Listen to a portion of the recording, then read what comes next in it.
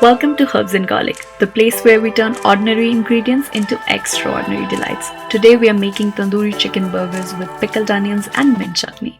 So grab your aprons and let's get cooking. Let's start by making the marinade for the chicken. In a bowl, mix 1/4 cup yogurt, a teaspoon each of salt, pepper, cumin, chicken tikka powder, lemon juice, a tablespoon of ginger garlic paste, and a dash of degi mirch. Mix and add in 450 grams of chicken. Let it marinate for at least 30 minutes. While the chicken marinates, let's make pickled onions. Start by thinly slicing onions into rings. For the brine, mix half a cup of vinegar, half a cup water, a tablespoon of sugar, half a teaspoon of salt, and optionally but highly recommended 1/4 teaspoon of red chili flakes. I warm this mixture over medium-low heat, just enough to combine everything without boiling. Let it sit for 15 to 30 minutes before it's ready.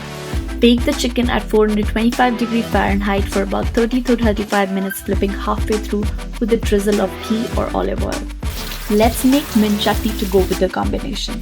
You will of course need a bunch of mint, half a bunch of cilantro, which is totally optional, 2 cloves of garlic, juice from 1 large lemon, 2 heapful tablespoons of yogurt, salt and pepper to taste. Blend it to a slightly rough consistency, just enough texture to keep things interesting.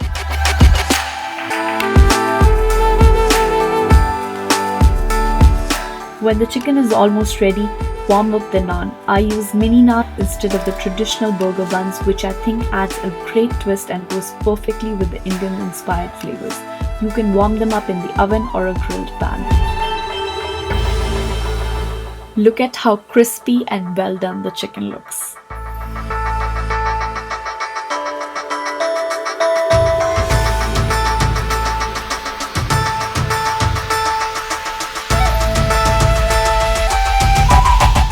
Now for the best part, assembling the burgers. I take warm naan and place the baked chicken on top.